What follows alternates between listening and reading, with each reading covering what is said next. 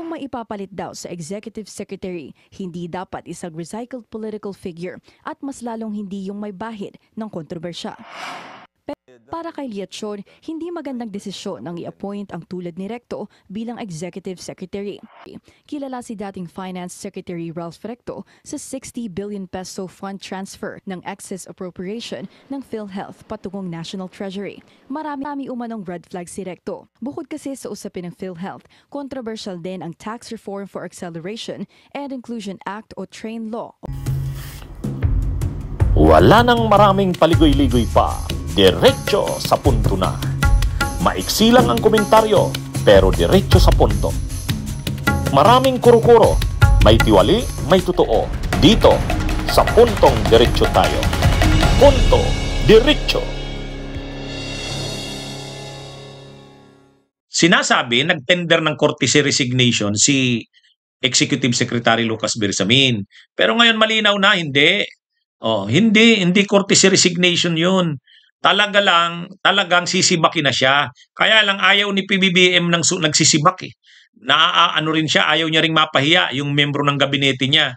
So, lumalabas, nag-tender ng resignation. Tapos tinanggap ng presidente. Pero ngayong araw, sinabi ni Senador Ping Lacson, sumulat kasi si dating DPWH Yusek Bernardo. Sumulat kay PBBM. Ninarrate niya, sinalaysay niya doon yung pagkaka-involve ng mga matataas na officials ng executive, ng Malacanang mismo. Lalo na yung dalawang Yusek, si Yusek Ulaybar, si Yusek Adrian Bersamin, at ang posibleng pagkaka-involve nga ni dating Executive Secretary Lucas Bersamin at ni dating DBM Secretary Amina Pangandaman. Manang matanggap yun ng presidente, kaagad-agad, ayan, nalaman na nila Bersamin at sa kanila Amina Pangandaman, na sila, courtesy resignation. Pero ang totoo, si Bak yun. Kaya lang, pinapaganda lang na sabihin nag-courtesy resignation. Anyway, ang pumalit kay Bersamin, si Recto. Ngayon, kaya lang ako, hindi kumbinsido kay Recto. Kayo ba, kumbinsido kay Recto? Kumbinsido ba kayo kay Recto? Ang problema kasi kay Recto, alam naman natin yan, ama ng IVAT, ama ng Expanded Value Added Tax.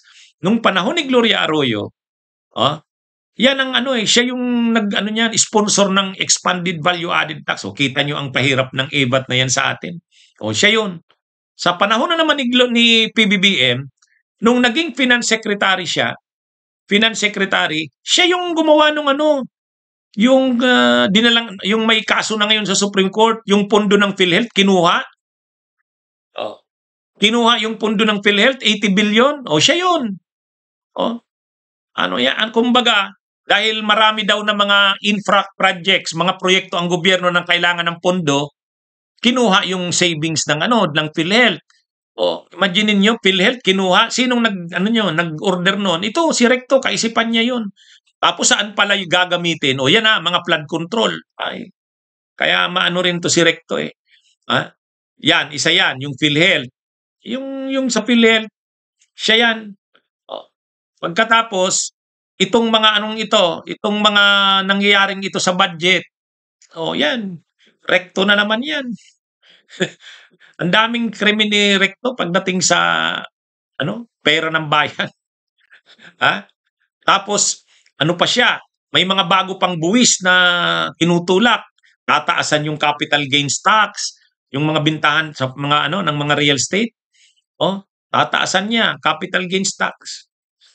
Kaya tapos pa ba? Ang dami niyang iniisip na mga dagdag na buwis.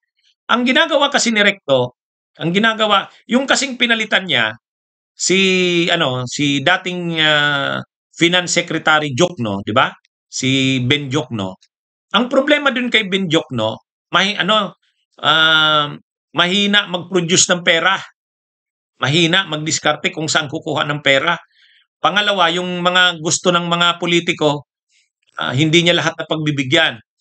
So ang kailangan sa Finance Secretary, pag sinabi ng presidente, pag sinabi ng kongreso, pag sinabi ng ganito, ganyan, kailangan namin ng perang ganito, gagawa siya ng paraan. Dagdag na buwis, kunin ang pondo ng PhilHealth. O yun, magaling yan si Recto. Politiko eh. Alam niya, kaya politiko siya na ekonomista. O yun ang ano doon. Kumbaga sa kanya, pagbibigyan niya yung mga politiko. Kasi dating politiko siya. Ano siya eh.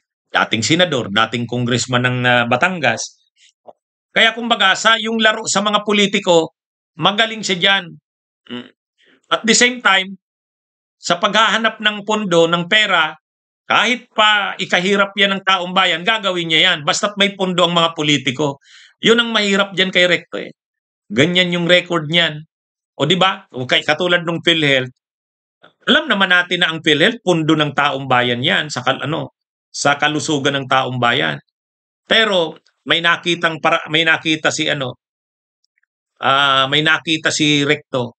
Pwede itong pwede yung mga savings na yan, may tira pa ang PhilHealth, kunin natin. Inorderan niya yung PhilHealth na i-turn over sa National Treasury. I-remit sa National Treasury yung yung savings o natirang pera ng PhilHealth. Ay bawal nga yun eh. Kaya ang nangyari, question ngayon sa Korte Suprema. Kaya may kaso ngayon sa Korte Suprema eh. May kaso ngayon sa Korte Suprema yon, yung ginawa na yon, na pag-transfer ng pundo ng PhilHealth, pinabalik sa Bureau of Treasury. Pagbalik sa Bureau of Treasury, ginagamit na nila Recto kung saan. Kala mo naman, napaka-emergency nung paggagamitan.